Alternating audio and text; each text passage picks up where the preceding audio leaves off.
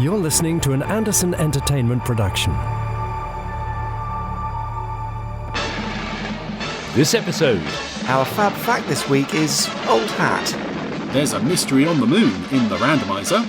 And MG Harris joins us to talk Gemini Force One. That's all coming up in Pod 109 of the Gerry Anderson podcast.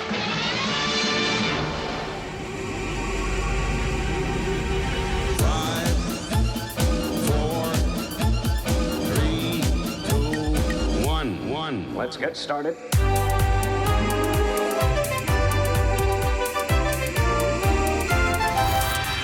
Let's go.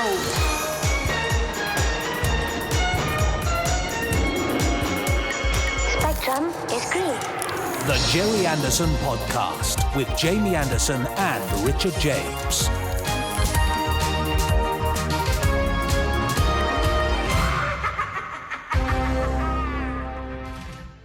Hey, it's the Gerry Anderson podcast. It is, and it's another special one. Oh? It's a birthday edition once again because... What? Richard James, I think I'm right in saying that it's your mum's birthday. It is on the day of recording, yes, not on the day of release. Yeah, well, that's all that matters. Why, Jamie Anderson, we're doing this a little bit earlier so I can get in the car and go up and see her for her birthday. Yeah, and what are you doing? You bought her a nice present? Well, it's a little bit tricky because she's in a home and they're a bit concerned about people bringing things in. So I'm having to meet her in her garden and all that sort of stuff. I've got a card and just to see her on her birthday will be lovely. That's right. Yes. Yeah. Anyway, how are you?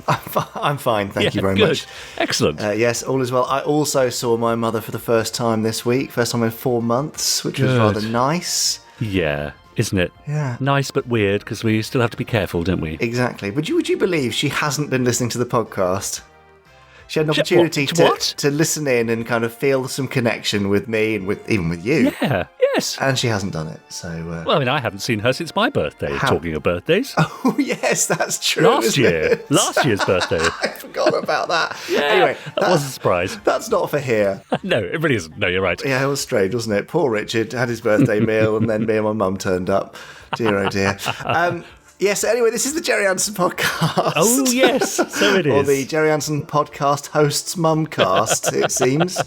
That's Richard James you've been listening to, and I'm Jamie Anderson, and we're going to talk about Gerry Anderson stuff for probably about, 90 minutes, 80 minutes, 70 minutes, some amount of time starting now. Yes, exactly. We've got all the usual gubbins coming up. We've got, of course, some newsy news in a little while. We've got Fab Facts, everyone's second favourite item in the podcast, but everyone's first favourite item in the podcast. The Randomiser with the amazing Randomiser General himself, Chris Dale, at Chris Dalek, will be here a little later. We've also got some views, news, comments and reviews, see what I did there? From many of our Podsterons who have been emailing us at podcast@gerryanderson.co.uk. They've been hashtagging us on Twitter. Hashtag Gerry Anderson Podcast, tagging him, I'm Jamie Anderson, me, Richard N. James, and him over there at Chris Dalek. Well remembered. Hi, thank you. And also they've been chuntering away on our Facebook page, facebook.com/groups/Podsterons, and we'll be visiting there as well. Yeah. Well, what a great summary of what this podcast is and everything it aspires to be. Plus, of course, we have MG Harris joining us. We do, yes. Yes. Tell us about that. Well, MG Harris is an author. Mm-hmm. She wrote a book series called The Joshua Files, which was very popular, but then she also came on to write a book series called Gemini Force One, which was Dad's final creation, going chronologically, of his life. I don't want to say final creation because there's other kind of, undeveloped, unproduced stuff which he came up with earlier in his life. Unfinished symphonies, perhaps. Absolutely, yes. Yeah. Thank you for that Verve reference. Oh, okay. Well, bittersweet that would have been then, wouldn't it? Bittersweet, that's it. I was thinking more like Beethoven. Didn't he have an unfinished symphony? Yes, you're right, it was that. Yeah. Bittersweet is probably the right word. Anyway, for this, because he was never able to finish Gemini Force One because, unfortunately, Alzheimer's disease took his ability to read and then write while he was still trying to work on this, but he left us enough to get going, and MG Harris stepped into the fray to complete the first book and produce 2 more. Yeah. So she'll tell you all about that and also reveal her other nerd credentials, of which she has many, it turns out. Oh, good. Great. So lots to look forward to in Pod 109. And let's set the tone, let's set the bar really nice and high. Oh, good, yes. With some Fab Facts. Now, time for this week's Fab Facts. It's the section you've come to know and love. Not you, Richard James, but our Podsterons. I've certainly come to know it, yes. Yeah, okay, all right. Thank you. I have a book of Fab Facts. I'm going to flick through it. And I don't know if you know what happens next, Podsterons, but Richard will shout Fab at a random point. When he shouts Fab, I'll stop flicking through the book. That will land us on a mystery page within the book, and then I will read you a fact which we hope will be fab, and that's why we call it Fab Facts. Yeah, that's it, in a nutshell. Yeah, gosh, I feel like I finally nailed the description there, and people will really get what this is all about. I mean, I still think it could be a little bit pithier, so work on that. A bit shorter, maybe. Okay. Less is more, Jamie. I will re-script it for next week. Yeah. Anyway, I've got a book of Fab Facts right here, Richard. Yes. Are you ready to shout Fab at a random point as I flick through the pages of this Fab Facts book? Born ready. Then here we go. Fab! Ooh. Now, Hey. I'm terribly sorry, I took myself by surprise then. Yeah, well, me too. And there was a bit of distortion on the line too, so you sounded like a robot saying Fab, which is more exciting. I hope that comes through on the recording. Now, I must have a grubby thumb or something, because I got slightly stuck on some of the pages there. So although you you know the old problem with the grubby thumb, Richard. Oh, grubby thumbs. Oh, terrible. Don't you just hate it? So that despite the fact that you waited for quite a while, I'm afraid we've landed back in the mid-1960s yet again. You and your grubby thumb. I know. I promised to wash it for next week. All right. But for this week, we're back in 1967, and you know what that means, Richard? Captain Scarlet? Correct. Has to be. But it's not a Captain Scarlet fact. It's a Lieutenant Green fact. Ah. Every now and again online, you may see a question from Captain Scarlet fan, or somebody even perhaps who's new to the worlds of Captain Scarlet, who says, hang on, why is Lieutenant Green's spectrum cap a different colour to his uniform? Oh. They do ask that, you know. Really? If you look at any other person on Cloudbase, even Colonel White and Dr. Fawn, who are hardly ever seen wearing their hats, the colours match perfectly. Right. So, with such great attention to detail and careful matching, why is it that Lieutenant Green's cap does not match his tunic? Please tell me you know. Well, I can tell you this. You know, he's the sort of the communications officer on board, I suppose the communications lieutenant on board. Mm-hmm. And so I think it seems fair to assume that the crew of Captain Scarlet, I mean the human crew who made the show, thought that probably Lieutenant Green isn't going to leave Cloudbase. Ah. So the feeling is that they probably didn't make a hat for him up front. The first episode that he actually leaves Cloudbase is episode 11, Avalanche, which is the very first time we see him wearing his cap. I don't know if you know this, Richard, because I don't think you've watched Captain Scarlet recently, but Avalanche is the episode where Scarlet and Green investigate deaths at military bases in northern Canada. Mm-hmm. I believe that's a story written by Shane Rimmer, actually, interestingly enough. Really? Yeah, I think that's right. I could be wrong, and if I'm wrong, then please correct me and ignore what I just said. So it's pretty cold there, and Scarlet and Green wear their colour-coded winter coats, which also make a debut in this episode. Aha. Now, Green's winter jacket is a slightly different shade of green to his uniform tunic, but it matches the hat. Oh. So chances are they found the material for this coat and thought, he needs the hat now. We'll make it out of this. Not really considering that then it would be hideously mismatched to his tunic. Would it even have been noticeable then, in 1967? I think is it just the benefit of Blu-ray and DVD and so on? I think the colours are still obvious, and in fact, I can quite clearly picture them in their winter coats now. And I actually haven't seen Avalanche in HD, so what I'm picturing must be from a standard definition version. Yes. So that's why we think there's such a mismatch of hat colour. So when it gets to later episodes like Model Spy, Lunarville 7, Crater 101, and he's back in his tunic with the cap, you can really see the mismatch. Okay. But yeah, it's just one of those things where, we'll make him a hat. Yeah, that's the material, great. But yeah, nobody bothered going back and sourcing the same colour or the same material as actual tunic, nor did they think, we better make him a new tunic. So that's why... Nor did they think, in 50 years' time, a couple of gits will be pouring over this sort of stuff on a podcast. Well, they should have thought ahead, is all I'm saying. They really here. should, yes, exactly. Yeah. There you go. So, I mean, if you've spotted any other interesting uniform or not uniform mismatches, Podsterons, then do email in podcast@gerryanderson.co.uk and let us know. Any severe mismatches in Space Precinct, Richard? I mean, Orion had a bit of a change of appearance, didn't he? Yes, he grew hair all of a sudden, and then it disappeared again because, of course, the episodes weren't shown in production order. So that was a bit odd. There was something hat-related, actually. Simone Bendix as Officer Castle had a hat in, I think, only one episode, the first episode. And it was used primarily to show Officer Took using her third eye and her telekinesis to move Castle's hat across the room into her hand. And then it was never seen again. I think the feeling was it didn't really sit right on Simone's hair, didn't really bring much to the party, as it were. Yeah. Haldane and Brogan wear hats? I can't really remember. Not much, no. And certainly the Creons didn't. In the pilot, I think they have some sort of clip-on thing. They had like a visor for the Creons, didn't they? And for the Tarns too, and the Tarns had big long yellow heads. I think hats just generally become a problem when you're doing stuff, walking about, bumping into things, doing action sequences. They tend to block the light also on the face and all that kind of thing. So I think it was decreed that we should be hatless. Yeah. In fact, the only hats in Gerry Anderson shows are in puppet and CG shows, I think. Oh, there you go. Yeah. I'm sure that's because of lighting. Yeah. Live action hats are a problem. Yeah, because the minute you get a peak or a visor, then you've got half your face lost in shadow. Absolutely. Well, there you go. What I love about this is that I know what we're going to say at the end of this little item. Oh, no, do you? Yeah. I'm not sure I do. Come on, Jamie. Introduce the end and let's go for it. Okay. Then I guess that brings us to the end of this week's Hat Fact. Oh, phew. Okay. You see, because you could have gone for Green Fact or Cap Fact or Peak Fact or... well, we went a bit broader, though, didn't we? We started talking about hats in general, so I think we did well there. Well done. What a relief. You're listening to the Gerry Anderson podcast. Now, don't forget to subscribe to us. If you're listening now, there should be a little follow or subscribe button wherever you're listening to us. Just hit that, and you'll be notified every week, every time a new episode drops. Also, of course, you must leave us a nice rating, a review and a rating, leave us a few kind words, and share us with your friends so they get to hear us too. Now, Jamie, we have had some emails. Do you want to hear them?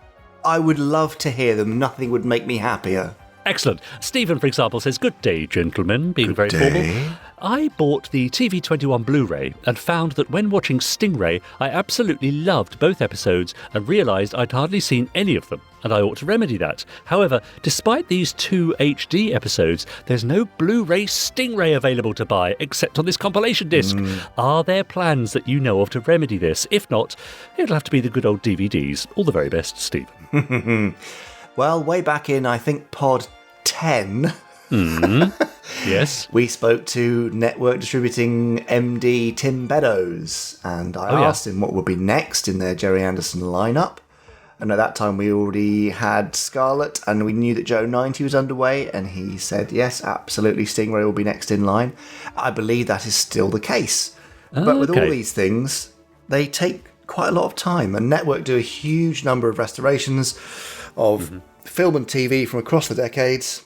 They only have so much scanning time and restoration time and colorist time and all that sort of stuff. So it's just not ready yet.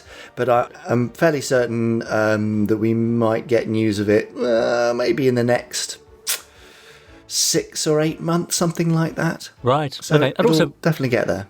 We don't really know how much the last few months have slowed things down, do we, for people? Well, obviously anyone working in an office and doing non-essential stuff, and I think it's fair to say that network stuff is non-essential. What? I know, believe it or not, that is the case. Yeah. And so, yes, there's an inevitable slowing down there, which is very frustrating. But, chances are they are about the only company in the world that are going to do this. They are the home of top-notch Gerry Anderson restorations. So, indeed. We shall just have to sit tight and be patient, but I have every faith that there will be Stingray in HD quite soon. Hello, Richard and Jamie. Hello. Simpsons Clips 24 here. Hello. I was listening to the podcast last week, and when you got to the bit at the end about Anderson-themed cakes, that got me thinking. As you know, I'm a big Lavender Castle fan, so wouldn't it be interesting to see the entire castle immortalised in cake form? I'd be interested to see how that could be pulled off. If we're talking scale, it'd probably have to take up 2 trays. Oh, and good luck with the baking, Richard. SIG, Simpsons Clips 24, who says, P.S. My birthday is 14th of November. There we are, in case anyone wants to make a nice Lavender Castle cake. A date in the diary for that. Yeah, and... a Lavender Castle cake, that's yes. quite elaborate, potentially, especially because we only ever really see it from a couple of angles, I think. And it's... Yeah, quite turrety and thin and spindly and oh dear. difficult to cut, I would think. Oh, terrible, yeah. Yeah, difficult to start. to construct and difficult to cut. I think there might be a step too far there. Chris Yost has got in touch, or Yost, Y-O-S-T. I have a Star Trek coffee mug featuring Kirk, Spock and McCoy in the transporter chamber. When you pour in a hot beverage, the characters disappear. As it cools, they reappear. Nice. To quote Jeff Tracy from the first movie, pretty neat, eh? If this would be doable, what about Operation Cover-Up mugs? 5 mugs featuring the 5 Tracy sons in their civilian clothes, as seen on the wall of Jeff's office. And when you pour in a hot beverage, their clothes change to their international rescue uniforms. Could this be doable? If so, you could sell them as a set and individually. Something to look into. All the best, as always, from Chris. That's a great idea, actually. I love that. I wasn't sure whether you'd go uniform into casual with the hot liquid or casual into uniform. I don't know. I think I'd go the other way, you see. But then, of course, quick, someone's coming around, make tea. And then if they were one of those people that sort of, rambled on and didn't stop talking, you know the sort, Richard. What, eh? Who could you mean? Who could you possibly mean? I don't know. And you'd be hoping, I hope it doesn't get cold, because then we'll reveal our true nature. Anyway, I really like the idea. I think about it. We've not actually manufactured heat-changing mugs, so I will ask Tim to investigate. On a similar theme, now, Jamie, you know an awful lot about Gerry Anderson's series in general, don't you? I wouldn't go that far. But I would say that you're a bit of a fan of a beverage, aren't you? What are you insinuating? Well, perhaps it's time for this.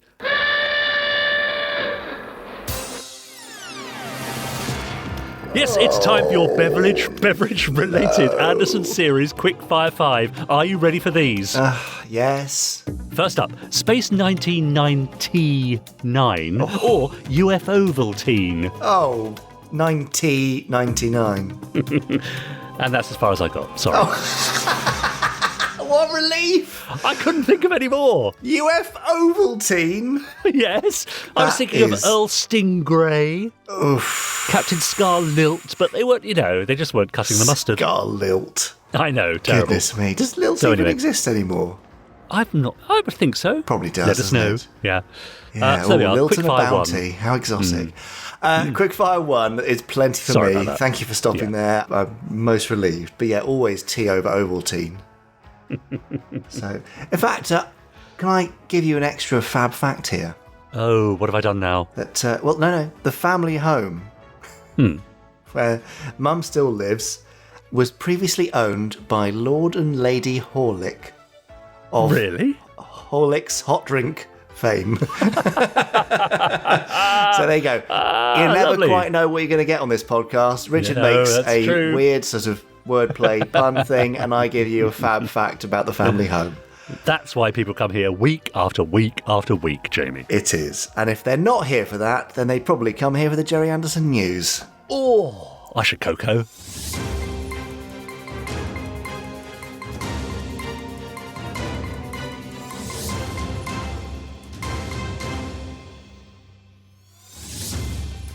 Newsy news.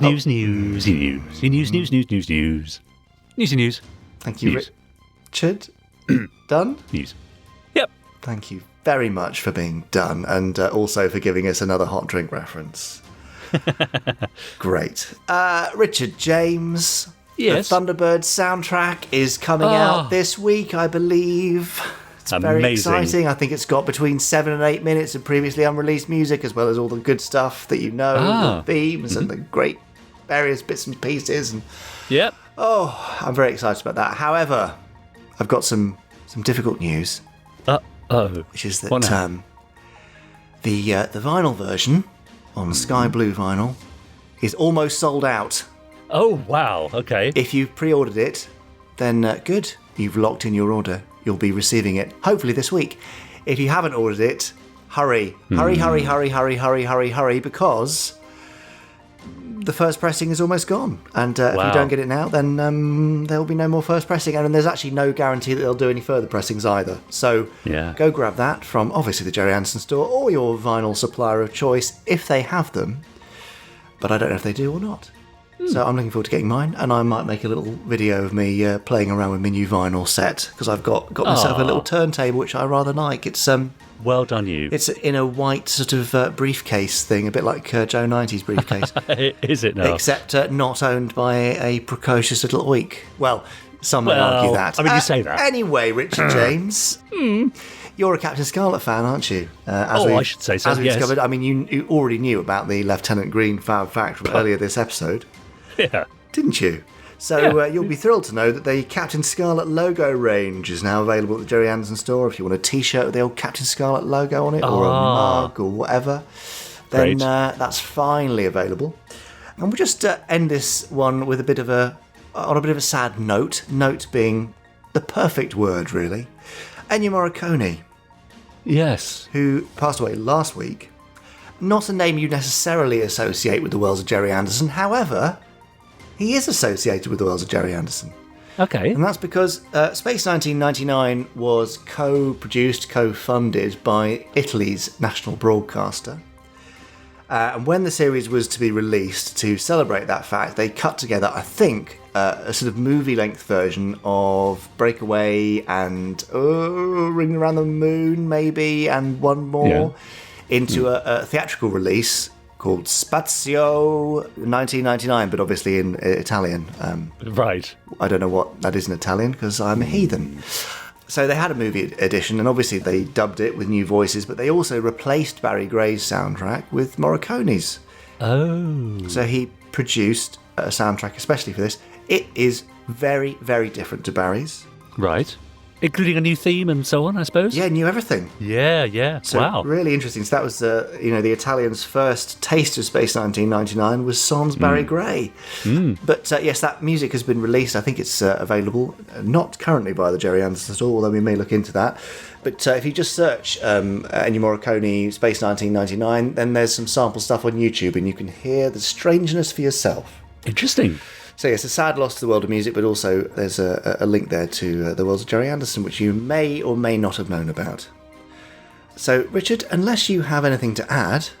No, not this week, I don't. No. Right. Well, then that is the end of this week's short, sweet and sad Gerry Anderson news. There, you see, I thought, well, I'm not going to sing this time because that was quite a sad note to end on, and I wouldn't want to spoil that moment. Ennio Morricone was a genius and composed some of the greatest music for film I think I've ever heard. And in his honour, just this week I listened to, or rather watched The Untouchables. I don't know if you know that, with Kevin Costner and Sean Connery, with a great musical score by Ennio Morricone. And this weekend I should be watching The Mission, which has one of my favourite Ennio Morricone scores. There. Just a great talent. Yeah, lovely stuff. Very good. Now, I just have a couple more emails here before we move on. Just a reminder, you're listening to the Gerry Anderson podcast, and you can get in touch with us quite simply by emailing us at podcast@gerryanderson.co.uk. Hello, Jamie and Richard, says, turning over the paper, that's Andrew Novink. Andrew says, hello, Jamie and Richard. Hello, I'm Andrew. Loving the podcast. You seem to inject such wholesome joy into each and every one of your broadcasts. Keep up the great work. Don't laugh, Jamie. It's true. Sorry. No, we are purveyors of wholesome joy. Yes. Well, I love that. We seem to inject such wholesome joy. Yeah. Now, Andrew says, having grown up in the 70s in a small coastal town in Australia, my exposure to all things Anderson was spotty at least. Thunderbirds was definitely in the mix, but the memory that is burnt indelibly into my mind is that of my parents coercing us to go to church on a Sunday evening, followed by us kids withholding 5 or 10 cents from the offertory to then go and buy the last of the potato scallops, bear with me, from the local takeaway before they closed for the night. Upon completion of that little ritual, we would rush home to watch another new and exciting episode of Space 1999. Though, wildly different, the juxtaposition of the taste of those potato scallops and the visuals of the TV show will remain with me forever.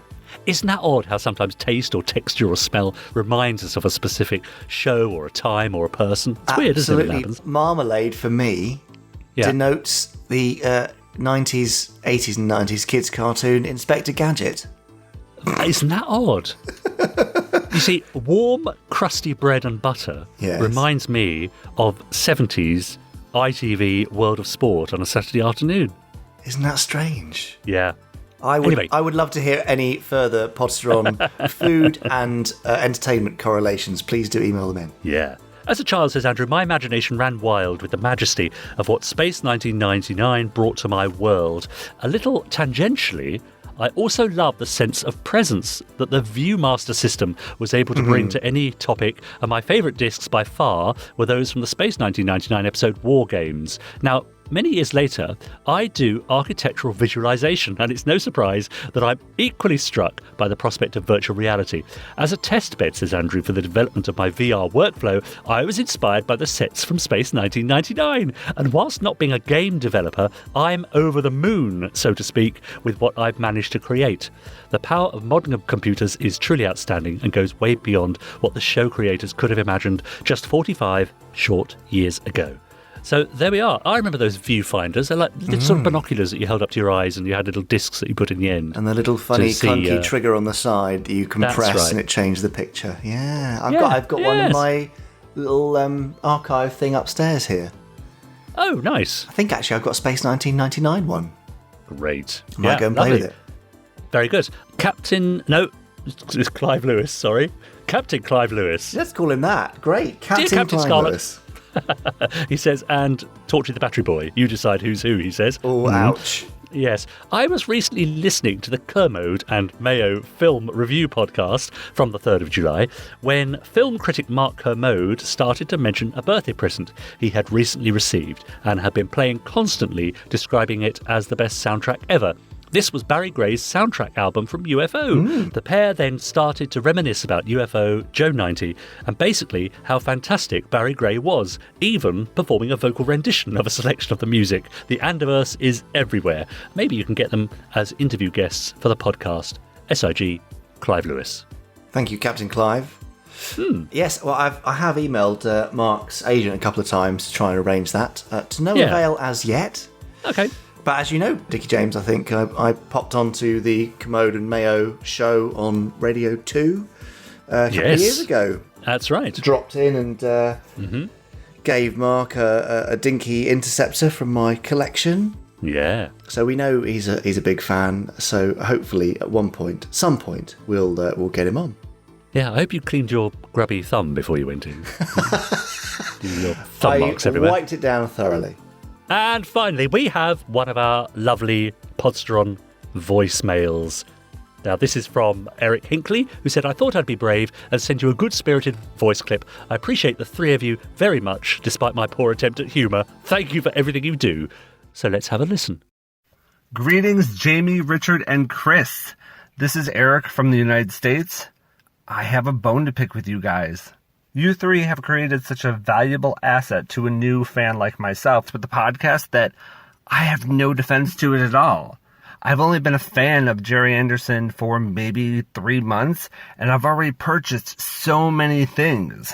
I came here having only heard of Captain Scarlet, and now I'm hearing about Fireball XL5 and Stingray and Thunderbirds and Terrahawks and Joe 90, all of this. And they all sound so amazing. And I feel like as I learn about more series, this is only going to get worse and worse for me. There's 60 years of entertainment all just hitting me at once like a tidal wave. I've bought so many books and audiobooks and DVDs and CDs, and my wallet's getting completely worn out. I'm going to have to get a new one. Which makes me think, do you guys make Spectrum wallets? But in all seriousness, thank you for everything you do for us Podsterons.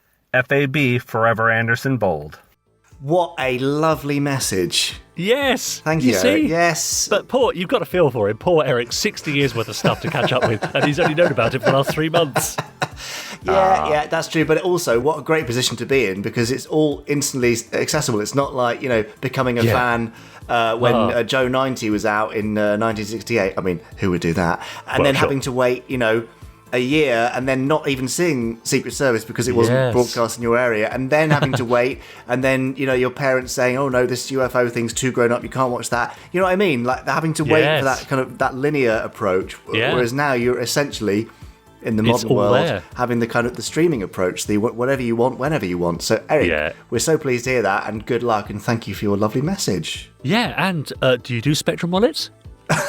We don't, but Tim, I know you're listening. Let's add it to the board and see what we can do. But yeah, wallets are definitely a thing. In fact, I will say I got an amazing sample box through from one of our suppliers this week of bits and pieces, including a Thunderbird 2 cushion. Oh, right. A Thunderbird 3 tea towel. Right. And a Thunderbird 1 notebook.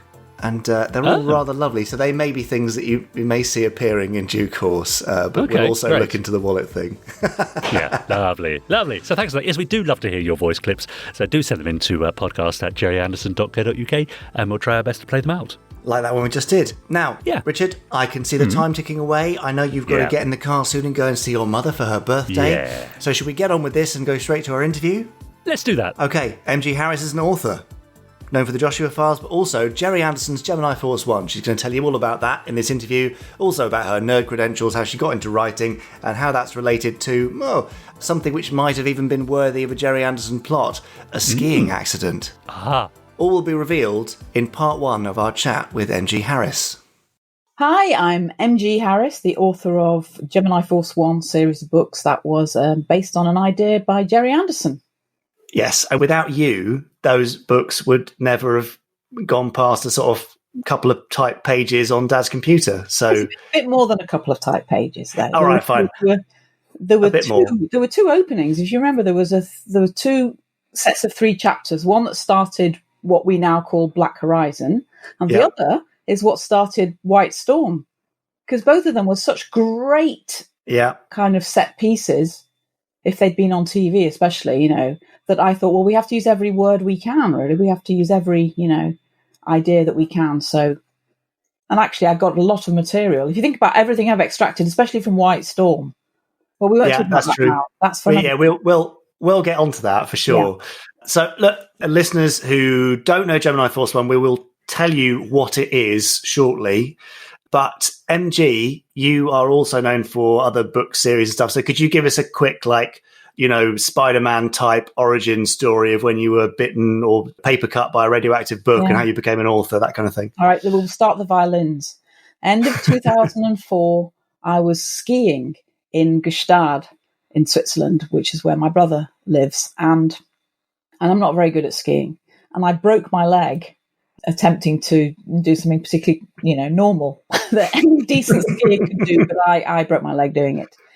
And then I spent 6 days in a hospital, actually looking at the very slope on which I broke my leg. And I was feeling very sorry for myself, because I sort of, slowly dawned on me that it was a very bad break, and I wasn't going to be able to really, be independent, walk or anything like that without crutches for 3 months. And it slowly dawned on me, and I started to get quite depressed. And then sort of on the 6th day, I thought, I know, I'll become an author. I always kind of wanted to be an author. I'll be an author. I'll write a best-selling novel, and my husband, who has to look after me for 3 months, will, be vindicated. My depression immediately lifted, and when I got back, I started writing very, hard. That's all I did. I just kind of sat by my bed and wrote. And I wrote a book that later became called The Descendant, which I published later, but I submitted that and it didn't get anywhere. And then one day, towards the end of writing that, my daughter came home from school, and she was about 13, and I'd just written the beginning of what was like a children's book, an adventure story that, quite inspired by the things I loved, like Thunderbirds, about a boy who discovers a lost Mayan codex that has a secret that leads to an underground city of advanced, not aliens, but I'm not going to say any more, but, kind of secrets. And there are sort of special aircraft that zoom around and stuff. So I put all this into the book, and And I submitted that. And that started to get some interest. And that basically ended up selling for a 6-figure deal with a publisher, a children's publisher, Scholastic, for the first 2 books in the series that we then called the Joshua Files. And I wrote 5 of those books. The last one was published in 2012. And they did, they did pretty well. They were in 17 different languages, and I got fan mail from all over the world. And I just really, I became kind of launched as a children's author. Amazing. That's so weird, though, that a leg break, and then also deciding on a change of career in 5 days, basically, is quite something. Yeah. I had sort of, been at the back of my mind when I told you I wrote that book, The Descendant. That had come from, earlier that year. So it was 2004, and a friend of mine, a very close friend of mine, who's now a very successful crime author called Sarah Hillary. We met, and we hadn't talked for years, and we'd known each other since we were teenagers and had met backstage waiting for Paul Darrow of Blake Seven fame. We both loved him when we were 14 years old, and we met backstage in Wilmslow in Cheshire to see him. And we were friends ever since. And she'd wanted to be a writer and I'd wanted to be a writer. And so we met with our kids in 2004. And I said, are you still thinking about reading and writing? She's like, no, it's too difficult. I've tried. It didn't work. And I said, I'd quite like to write now, I think maybe, but So one day I had flu or a bad cold, whatever. And I sat down and wrote the plot of a book. So when in Switzerland I had that idea, I thought I can go back to that plot and see if I can actually make that into a novel. So I didn't have to start from scratch. I'd already done some of the work. And then I went back and then I told my friend that I'd started writing, and then she started writing again. And now she's really successful. She's won the Theakston's Crime Prize with her first book. And so we're novelists together now after being fangirls together. Isn't fandom amazing, Jamie, where it leads you? It is, because it brings all sorts of people together in all sorts of myriad ways. So I love the fact that you are enough of a nerd to be a Blake Seven fan and wait backstage for Paul Darrow. So what is your kind of nerd grounding? What shows were you watching, and what has given you this sort of appreciation and love for things adventure and science fiction? Well, definitely Thunderbirds and Stingray. They were the 2 shows that I really loved when I was a kid, and Doctor Who. So when I was a kid, it was basically Thunderbirds, Stingray, Doctor Who. And I probably saw some other Anderson shows, but, I wasn't necessarily as switched on enough to always realise they were different shows. I think if I saw puppets, I'm like, this is Stingray. But those are the 2 ones that I kind of really liked.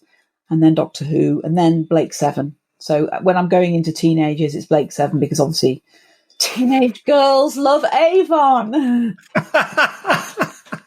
Amazing. Teenage girls love Paul Darrow. And you still do now. I miss him though, but yeah.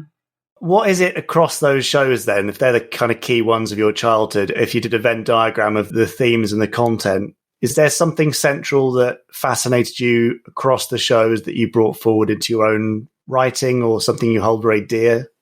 Well, Thunderbirds was a very big influence because it's sort of action adventure and sort of tech and heroes. And I just really like that. Do you remember when we first met to discuss this? And I said, I've had a bit of a think about what's in Invisible City that's from Thunderbirds. And I thought, a lot. Because, it's a young guy who basically dreams of being a pilot. That's his big dream, is to be able to be a pilot for one of these, fancy aircraft that he finds in this advanced city. I'm spoiling a lot of, I'm sorry. Spoilers for the Joshua Files ahead.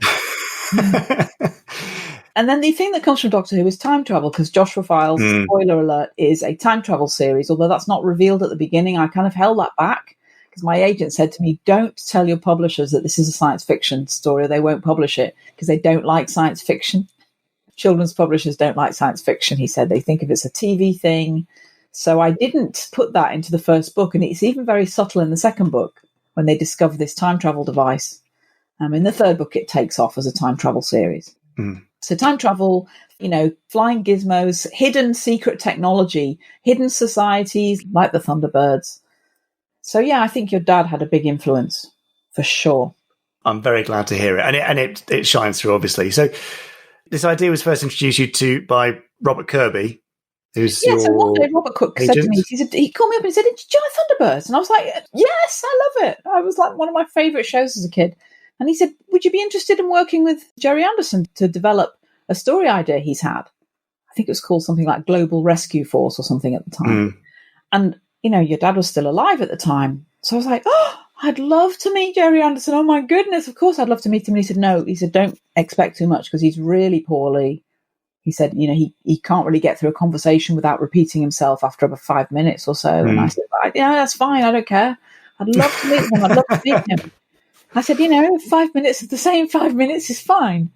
And he said, okay, well, let's try and arrange this.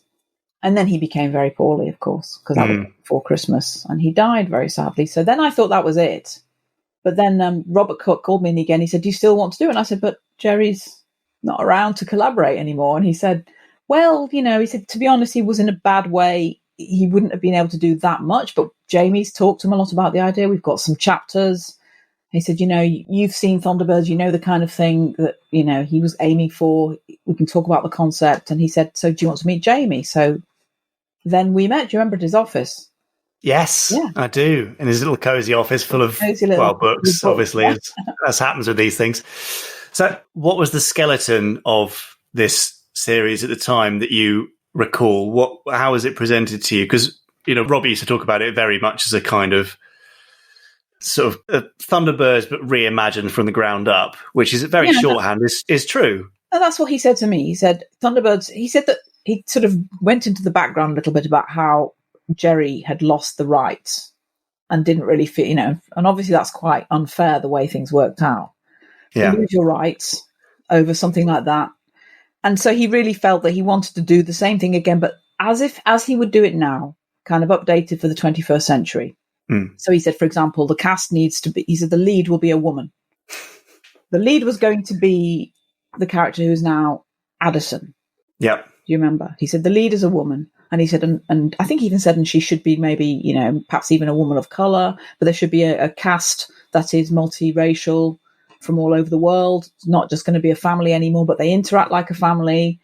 And I said, great. I said, have you got any designs? And he went, no, we haven't got any. I said, because I'm not very good at imagining physical designs. I said, that was quite hard in the Joshua Files. I was with that, the crafts there. I never described them in detail because I'm not very good at imagining that kind of thing. But he said, no, but we'll get you some help with that. And then we ended up getting Andrew Probert, yes. But that was pretty good. As you do. I didn't want to have to describe those things and imagine them. But he said, but Gerry wanted the base to be buried, to be under the sea. He said, kind of like Stingray. So he said, there's a bit of a mix of that. He says, buried under the sea. Well, not buried, it's under the sea. And he said, and he described how when the ships were launched, a platform would rise from under the sea and, the aircraft would be launched from there. So he described all that. And he said lights would come up, would shoot up into the sky. That had all been described. So I didn't have to imagine any of that. So I went to air the two different openings that there were. And then we talked about some of the characters. I think you and I both talked about who the characters should be, what they would be like. Yeah, I mean, the Caroline was going to be wearing a leather jumpsuit or something, wasn't she? That was in the original 3 chapters. And I looked at that. She was called Vanessa. I think she was called Lady Vanessa or something like that. Yeah. And I read this and she was wearing a Dolce & Gabbana leather jumpsuit outside of the thing. And I was like, yeah, that's probably not going to work nowadays. That's probably going to be seen as a little bit sexist. So I said, why wouldn't she just be wearing climbing gear like a normal mountaineer? And then I said, how about if she wasn't British, but actually she was an Austrian countess? Because I said, I've got a friend who is an Austrian countess and she's kind of, she's glamorous, but also incredibly sporty and incredibly fit and strong. And, she used to do mountaineering and skiing and all of that. And I said, and if she's going to be someone who's doing alpine rescue, then she should be from an alpine country. But she's married to Carrington, who was the hotelier. But of course, it starts with him dying and everything. So, yeah. But she wasn't going to be. She was going to be the organizer. And I remember that the other thing that was in the idea was, Lady Carrington or Countess Carrington as she was, she sets up her own rescue organization after she does this rescue. And then there's another rescue organization that, takes over. And so I was like, so it's basically like we've got a story that starts with a business takeover.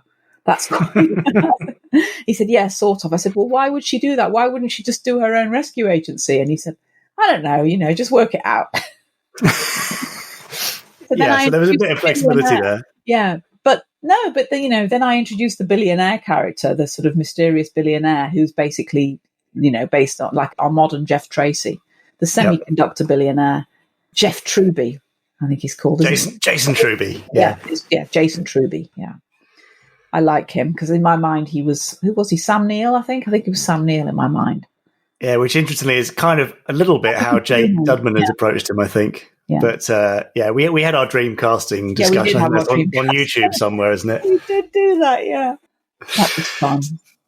So we started down this track then of developing Gemini Force One. The name came along eventually, didn't it? From the kind of the team aspect. That was Robert. Robert wanted it to have Gemini in it. There you go. And I said, how about Gemini Force? And he just said, just one, just a number and it sounds better. So then we decided that Gemini Force One was the name of the base and that all of the craft would be like Gemini Force One. That was the base. Gemini Force 2 was the big carrier that's kind of like Thunderbirds 2. So, but we weren't just consciously ripping off Thunderbirds. That Thunderbirds really intellectually, rightfully in my mind, belongs to Gerry. And therefore he could reimagine it, any way he wanted. Yeah, morally, if not contractually. Morally, definitely. Unfortunately. More MG Harris next week. Great. We'll delve into more things, including potential future stories for Gemini Force One and how and if and why and what could happen there, that sort of thing. Great. Now, Jamie, are you able to tell us, because Big Finish and Anderson Entertainment released the first of the Gemini Force novels. Yes. Are there more coming? Yes. As audiobooks? Oh, all right. Fine. Okay. Yes. Just thought I'd ask. I believe there is a second wave of Anderson audiobooks coming in something around October-ish, maybe. Okay. And I hope one of those will be Gemini Force One, Book 2, Ghost Mine. But all to be confirmed. It's a surprisingly large amount to organise. And I bet. One of our books, I believe, is still being written. Richard James, is that right? Oh, well, yes, it is. That's true. Yeah, so, we can't be certain of the timing until these things are in the can. But yes, lots more to look forward to, including Ghost Mine, and hopefully beyond that, White Storm as well. Oh, lovely. Great. Right. Now, over on Twitter, people have been hashtagging us, Gerry Anderson, and they've been tagging me, Richard N. James, him, I'm Jamie Anderson, and him over there, Chris Dalek. For example, Captain Kanga Maroon. A great string of tweets hit me last week, and I meant to read them out in the last podcast and forgot, but I was reminded to do so this week.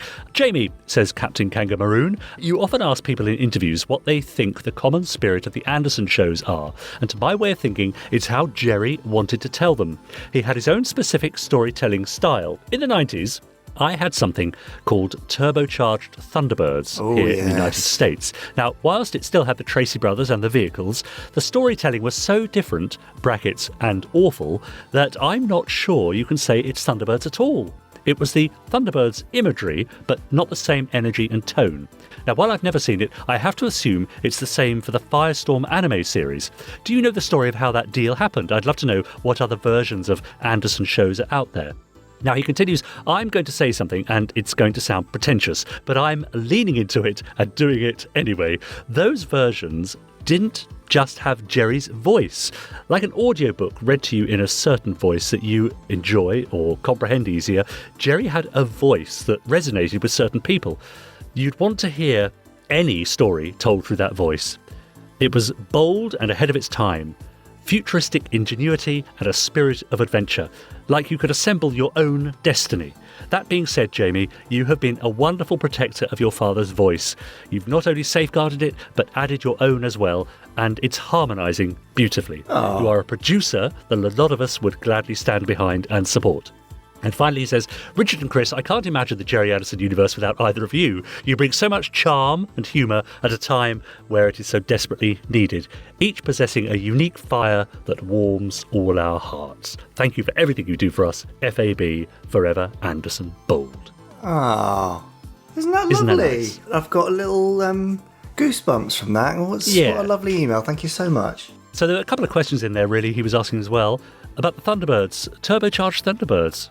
How did that happen? And is it so very different? It's terrible, I think. I think that's the one where it was re-edited and rewritten and they filmed new sections with kids who through their computer connected to Thunderworld or something like that. Right. And so they made it out that they were, monitoring this stuff that was going on a distant planet, so it wasn't Earth. And Wow. I've only seen bits of it, and it's pretty horrendous. If that's the version that I'm thinking of, I'm sure it is. I think there may well be some episodes on YouTube. Just watch it, and you'll. Yeah, terrible. Yes. Yeah. Interesting. But now, from the sublime to the ridiculous on Twitter, Ride Theory said, once again, I listened to the Gerry Anderson podcast on my phone's speakers whilst out on my bike ride. Much more efficient at clearing the path ahead than a bike bell. Get out of the way! Move! That's right. Exactly. Oh, dear. There we are. Lovely. Thank you for those. Well, there was some high praise for Chris Dale back there, wasn't there? Indeed. Rightly so. Was it humour and humour and charm? Well, there you go. Yes. Chris is definitely both of those things. So, without further ado, shall we allow him to begin this week's randomizer? I think we should. Okay, Chris, over to you. This is Space Intruder Detector. Pass your message. Oh, hi, Sid, it's Chris. Listen, just wondering if you'd be free to make the selection on the randomizer today. I think we should be able to connect your scanners directly into its memory banks, but, only if you're not too busy or anything. Please pass your code so that your instructions can be complied with. Fantastic, thank you. Code, yes, probably got that somewhere. Stand by for a second or two, would you? Standing by. Marina, have you seen that piece of paper anywhere? Oh, no, not that one. The one with all the vitally important codes on, Oh, give me a home. Hurry up, Marina, he's getting bored. Where the buffalo roam. Oh, I'll give you a buffalo if you keep this up. Where the deer and the antelope play. Well, yes, it might be worth checking the recycling. Where seldom is heard a discouraging word. Anything to get him to shut up. And the skies are not cloudy all day. You mean I'm sitting on it? Home on the range. Oh, good eyes, Marina. Where the deer and the antelope play. Sid, it's all right. We found the code, so you can give the deer and the antelope a rest. Just put that in, actually. It's coming through now. Thank you. Your code is correct. Fantastic, and we've got a printout here, so I can see you've made your selection already. It is on course. Well, let's see. Oh, yes, I think we can say you've made a good choice today, if a rather interesting one. We're heading back over to Captain Scarlet to meet a completely different Sid in Lunaville 7. So I'm guessing you two know each other then? Confirmed. I thought it was the other 70s computer who said that. This is Lunar Controller.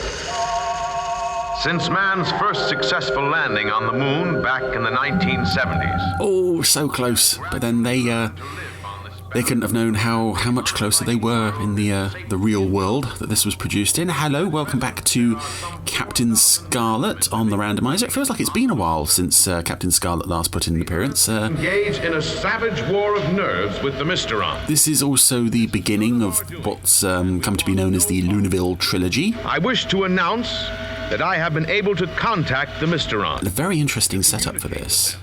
And come to a peaceful settlement. This is not our fight. The moon does not take sides, but we will not support the Earth against the Mysteron. And I would love to know the thought process that brought this episode up, because it almost feels like the original series thought doing any more stories set on Mars were kind of off limits after the first episode. So they kind of thought, well, what else can we do? Oh, let's do some stories on the moon.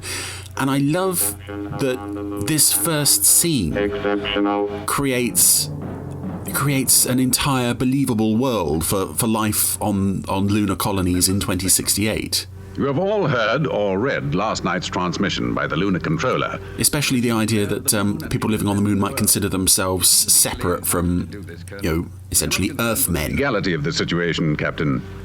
Spectrum would be very interested to come to terms with the Mysterons. If the Lunar Controller has succeeded, we want to know how. If he hasn't, we want to know the reason for his deception. Could he be a Mysteron agent, sir? This cannot be ruled out, Captain. But there is only one place we will find the answer. In Lunaville 7. Where's that? On the moon. Ah, I love that little clarification, just in case you thought it was Lunaville 7 in Portsmouth. And I have actually pretty much only just finished a rewatch of Captain Scarlet. My 1,010,000th rewatch, so I've not long seen this episode, but nevertheless I'm quite pleased to see this come up again. Of course, it's the the perils of the randomizer. I could watch an episode and then next week it comes up on here. Who knows? Anyway, I've waffled over the Mysterons accepting the Lunar Controller's offer of peace. And another little rocket launch here to start things off.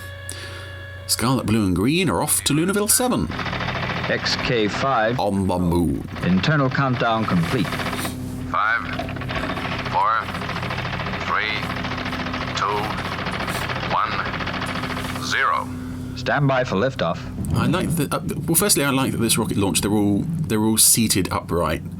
But I also like that the rocket pilot has got a little hat on him saying SP, which I presume might mean Space Patrol, as in World Space Patrol, possibly. Or it could stand for something else, Silly pig or something. 20,000 feet. He doesn't look like a silly pig. He's got a very, very sensible white turtleneck jumper thingy on. Escape velocity. Well, we're on our way. SIG, Captain Scarlet. We are leaving the Earth's atmosphere. Accelerate to 100,000 mph. Yeah, again, that's probably not something you want to be sitting upright for. Anyway, it's off to the moon for our brave heroes. And with Lieutenant Green away from Cloud Base, who do we give control of his console to? XK3 is in orbit around the moon. There's Captain Magenta, of course. In 4 minutes. Right. When the rocket launched, it was XK5, and Magenta just said it was XK3. I don't know if that's a scripting error or just, Magenta being Magenta. I'll give you your final instructions now. We have reports that a new unauthorized complex is being constructed in the Humboldt Sea on the far side of the moon. This must be investigated. I have the map. And again, that line is going to set up the rest of this so-called trilogy. I never quite understood where that information came from. The future of the world may well be And I don't think we were ever told. Do you all understand? It's like, in the episode, it's meant to be a big reveal when they see the complex, and yet, we already know about it quite early on in the episode. But, anyway, here's a nice character. Personnel in the moon rocket have left the parking orbit. And I do think of him as a character. He's quite sweet. 3 in 4 minutes. Thank you, Sid. Sid. Go and meet them, Orson. An early Sid for the Gerry Anderson universe.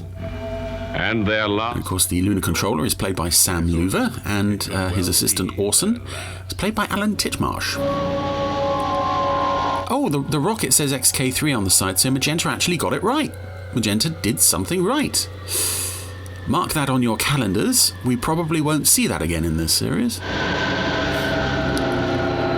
And it's a very stubby little rocket as well to get all the way, presumably from Earth orbit to the moon.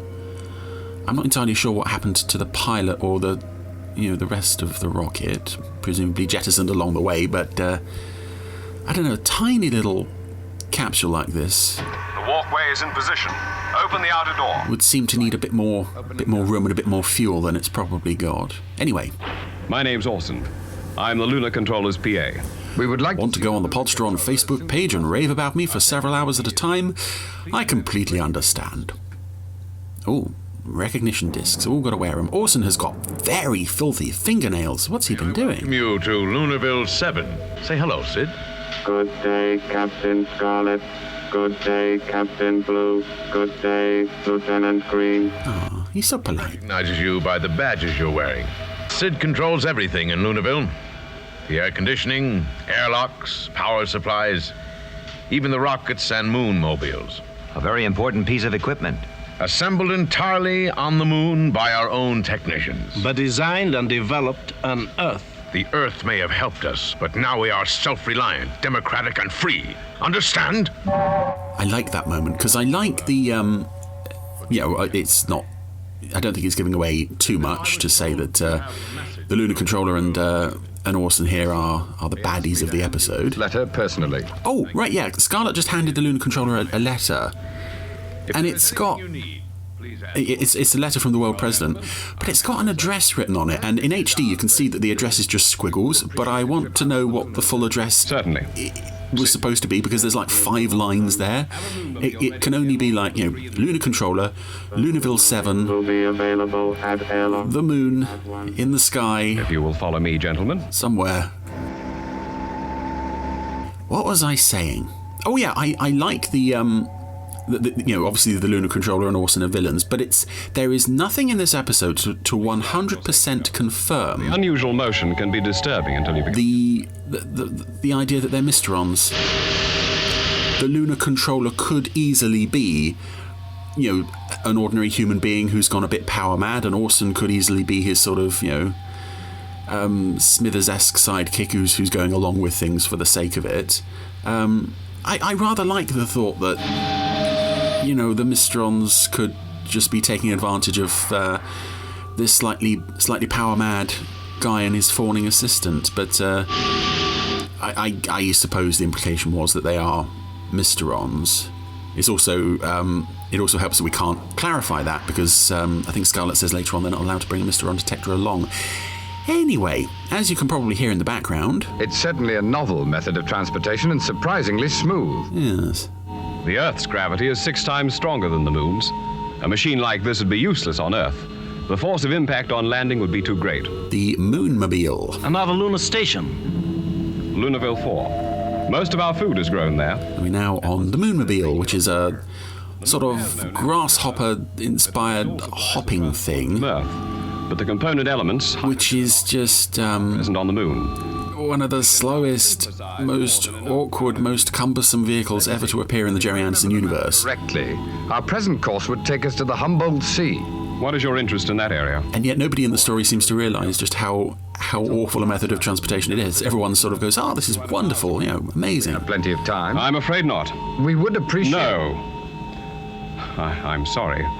Maybe another time. It's late. We should return to Lunarville 7. And there you go, that was your actual, if you guys don't behave in the back there, I'm going to turn this Moonmobile right round and take you all straight home. That was their...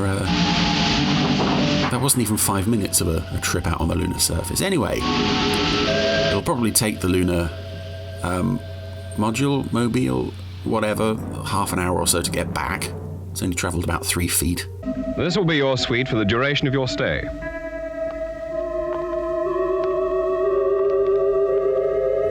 Another very interesting room design. I do love the room designs starting from Captain Scarlet onwards. There's some real interesting choices being made. If the Earthlight is too bright, the control for the polarity window is near the door. And it may just be a side effect of having seen the show too many times, but it always seems like a novelty, the idea of the original series Scarlet going into space. Because he only did it in this and Crater 101, didn't he? Most interesting. I never realized how complex the installations on the moon were. Anyway, we're now hunting for a hidden microphone. Yes. Lieutenant Green is... Water from its component elements. He's reading a book with it. Oh, it's got the word diary on it. The moon is capable of supporting. Well, all the elements vital... Orson is listening in. On or near the lunar surface. But Scarlet's found his hidden microphone. It's very high. I think I found it. Keep quiet. Good night, Orson! Yep, Podsterons and hamsters everywhere rejoice. There's that line that everybody loves. Being overheard. And it's a rare also moment of... I've discovered the microphone. He ripped it out. Of comedy in this series. And very often the comedy in this series didn't work because it was like, Colonel White would sentence someone to death for just for a jolly laugh. But here it actually works quite well. They're trapped on Lunarville 7. We will deal with them at our leisure. After the advert break. Oh, there it is now.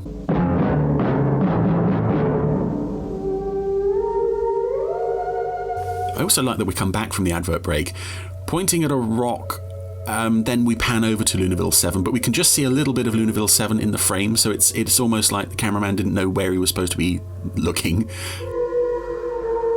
So everyone's in bed now. Well, Blue's in bed, Green's in bed. And there's a bed over in the corner that's a bit empty, because Scarlet has gone to see Sid.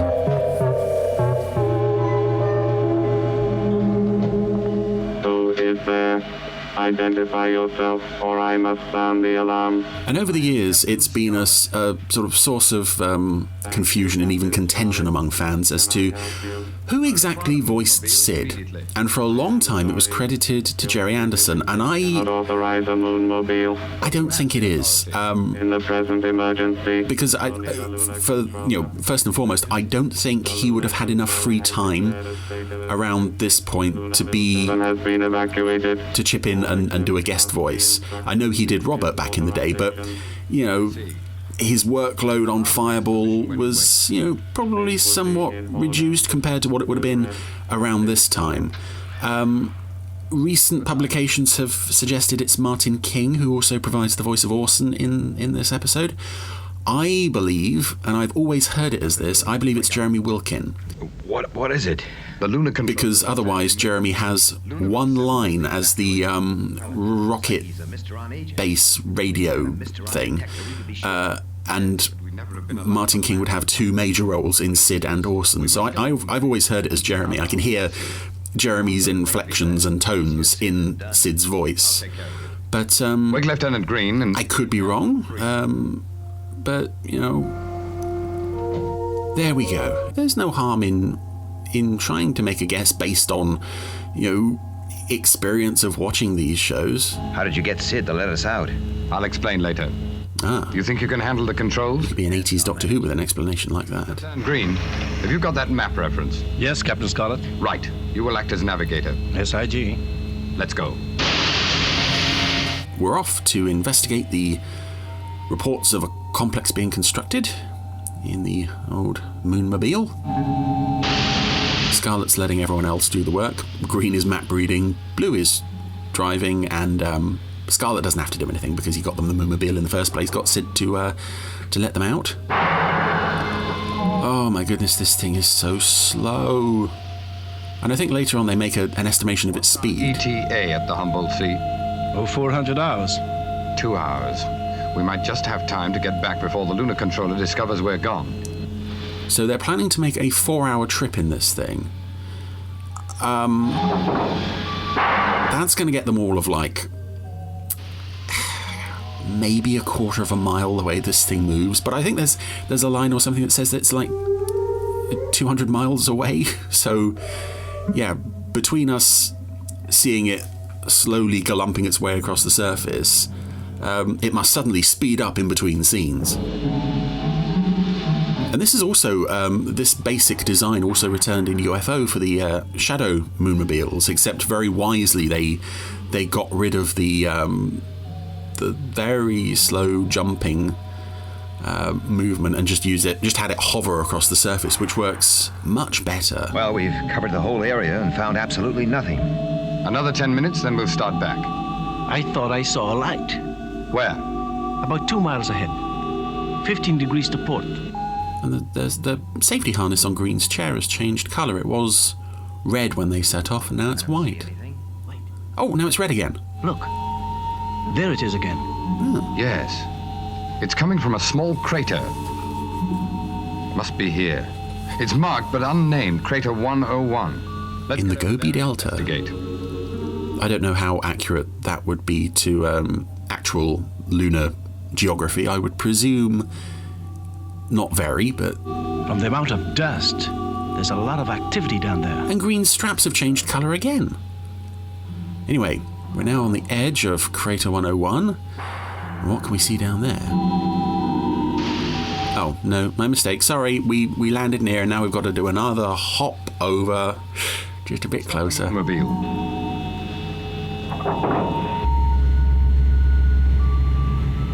And what can we see? Oh, recognize those shapes and colours. Those vehicles, they're moving in such strange patterns. You're the electronics expert, Lieutenant. What do you think? They must be unmanned. We're seeing some alien vehicles for the first time. Lieutenant, we're going to expect you to be an expert on what they're doing. Task. They seem to be building something. I also don't understand what exactly... There's this shot of the complex from above. Exactly as the film from the MEV on Mars showed it. Oh, reference to the first episode, very nice. This shot of above the complex, scarlet and blue and green looking down. And report this to Cloudbase. This shot, what are they actually looking through? There's a sort of ring of Earth around, almost like they're looking through a hole. And yet we see that, the crater doesn't have a hole on the surface. Gone? They can't have gone. I assure you, sir. When? How? I don't know. I went into their room. I'm not interested in details. But you just asked me when and how. They must be found. You ordered the evacuation of Lunaville 7, sir. Everyone's left. Again, there's still no indication that that Orson and the Lunar Controller aren't human, and I find that potentially more interesting than just, here's another pair of Mysterons. Bring them here at once. Yes, sir. What they have seen must never... The fact that Orson is still calling him Sir. Yeah. There's no need, Lunar Controller. On the assumption that his first note would be rejected and subject to our investigation, the World President authorized me to place you under close arrest and escort you back to Earth. Arrest me? You are fools, Earthmen. See, he calls them Earthmen there, but that doesn't necessarily mean that he's a Mysteron, because he does live on the moon. Come to take over the moon, and then... I don't know, I just find the idea of humans in league with the Mysterons far more interesting than just another bog-standard pair of Mysterons. Moon alive. Any of you. But unfortunately, the show doesn't really specify that... Immediate launch. They're... Leaving at once for the Earth. They're at anything either way, although later on in Crater 101, Linda Nolan says that they're Mysterons, but she wasn't there, she didn't know. This is the Lunar Controller. Seal all exits. Come on. Sid, I am giving you an order. Here we go. Awesome fight scene. Seize them. And that was it. I command you. Seal all exits. It's no good, Lunar Controller. Sid cannot identify you. I changed recognition discs with you last night. Oh, sneaky Scarlet snuck in while the Controller was sleeping. And that's not easy to say. I'm sorry, your recognition disc cannot authorize that. Obey! Seal all exits! And I also like this scene where the Lunar Controller is slowly just losing his temper with Sid, to the extent that he actually ready for launch. Pulls a gun on him. It's your last chance, Sid. Which again doesn't seem like the sort of... I am sorry. It seems too crazy for a Mysteron to do something like this, but there we go. Bang. Oh. Poor old Sid. And I love that his last words are this, I am sorry. Obey. I'm sorry. Obey. Obey. Oh, and also that there's just explosions and debris flying towards the Controller, and the next time you see that long shot, the Controller is just gone. He's presumably been thrown to the floor. And there we go. Because Sid controls everything now has to explode because Sid has exploded. Take off! Computer logic in the world of Gerry Anderson. Well, gentlemen, Lunaville 7 is totally destroyed. You've stuffed up yet again. How the Lunar Controller and his personal aide were taken over by the Mysteron. We don't know that they were. Perished in the hollow. Which is more interesting. Captain Scarlet, Captain Blue, Lieutenant Green. I have here a note from the World President. The World President's sending a lot of notes today. Quote, I have read your report. Please convey my thanks to Captain Scarlet and the other members of Spectrum. I know there are only 2 other members of Spectrum involved with this assignment, but I don't value their contributions enough to mention them by name. Indebted to them. Unquote. Well, we have won the round, but not the fight. This will continue until the Mysterons decide to end the war of nerves against the Earth. So it's a very odd note to end the episode on. We've discovered there's a Mysteron complex on the moon, and we'll sort it out someday, but we're not going to do it right now. And there's nothing really, aside from that comment of, this will continue, it doesn't really feel like a to be continued type moment. And that's... I do find this so-called Lunaville trilogy has the first 2 episodes are pretty good, and then it all falls apart with Dangerous Rendezvous, which we've already covered. But it is very strange to end on that sort of, well, there are Mysterons, we'll sort that out later, probably. Anyway, as an episode in its own right, Lunaville 7 is another really good one. I find most episodes of Captain Scarlet pretty good, but in particular, just the idea of getting them into space and seeing a Mysteron complex again. It all, it feels at times like this that the show wanted to be a bit more epic and serialized even than perhaps the sort of random order broadcasting schedules of the period might have allowed for. But some very nice atmospheric scenes on the moon. Of course, Sid is a lovely creation, and perhaps the greatest contribution to Podsterons everywhere is Mr. Orson. Good night, Orson! There we go. Thank you, Chris. Richard, we've got that thing where we have a fab fact about Captain Scarlet, and then there's also a randomizer about Captain Scarlet. Boom, boom, boom, boom, boom, boom, boom. Woo! I know. It's funny when that happens, isn't it? Yes. Now, Chris pointed out definitely one of my favourite types of line, dialogue stuff in Gerry Anderson shows, which is when they have a lovely, I suppose it is tautologous sort of term. Right. And this is where, at the beginning of this episode, Colonel White is talking about Lunarville 7. Lunarville, and the Lunar Commander, I think, something like that. And he ends the intro by saying, well, gentlemen, you'll have to go to Lunarville 7 on the moon. Really? So you do surprise me. We start with this super big intro of them talking about being on the moon, and then they talk about Lunarville 7, and then there's no dramatic build-up to it because we already know, and yet we still have on the moon, which is brilliant. Sweet. So yes, part of the Lunarville trilogy, that one. Right. So is that the first one of that trilogy we've had on the randomizer? I've lost track. Crikey, and me too. Yeah, you may well have done as well, Podsterons. But there you go. Thank you, Chris. Lovely bit, Captain Scarlet. Great work. There'll be more randomizer next time, and I don't know which character will be making the decision. Well, it certainly won't be Sid, I don't think. I think Sid has had his fill, although now he is programmed to do that. So yes, you never know. We may be getting choices from the UFO universe again. Yeah.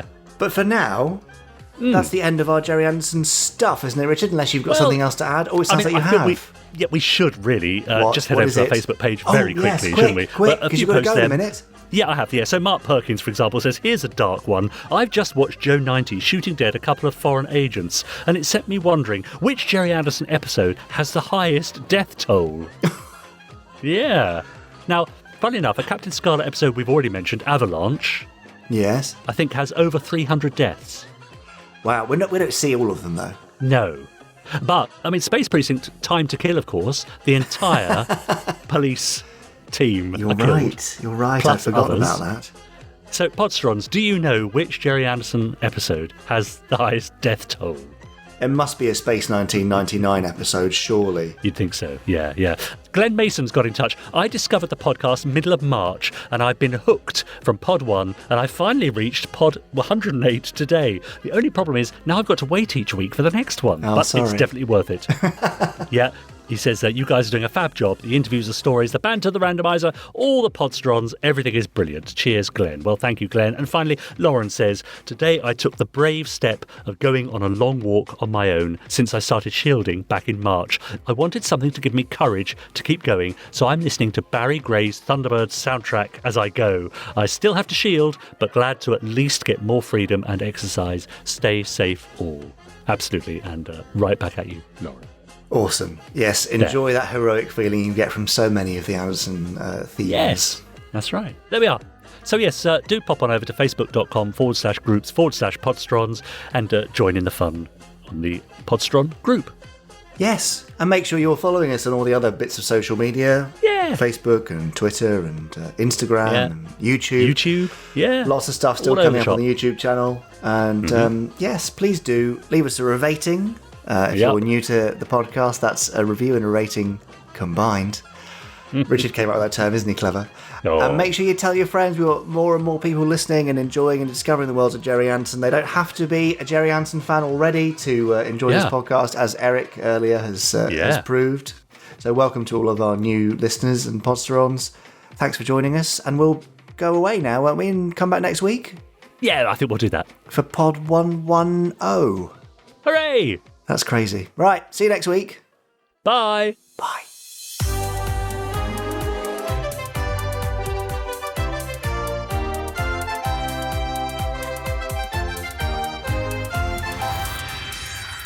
Stage 1 complete. Let's go.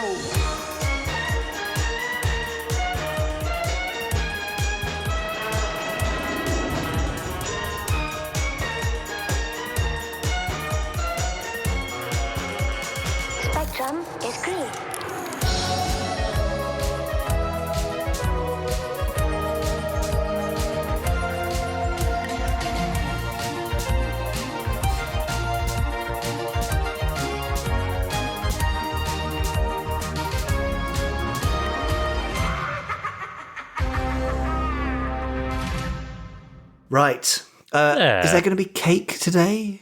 I have no idea. What? I don't know. I don't know what to expect. I don't know because I can't take anything. You see, that's the thing. Yeah. So it's all a bit of a mystery. But anyway, we'll have birthday celebrations and a card. Lovely. And will you be singing? Oh, I'm not sure we're allowed to sing, are we? You can sing with a mask on. Oh, okay. They'll be singing. What should I sing? Oh, happy birthday! Yes, probably. I mean, unless she's got another favourite that you know. No, she's not into Slipknot or anything like that. Do. Okay. Well, no, I shouldn't think so. Okay, fine. You never know. Send her my very best. Yes, I will. Wish her an extremely happy birthday and have a lovely time. Yeah, and I'll see you next week. See you next week. Ciao. Bye. You have been listening to the Gerry Anderson Podcast. Wasn't it fun? You have been listening to an Anderson Entertainment production.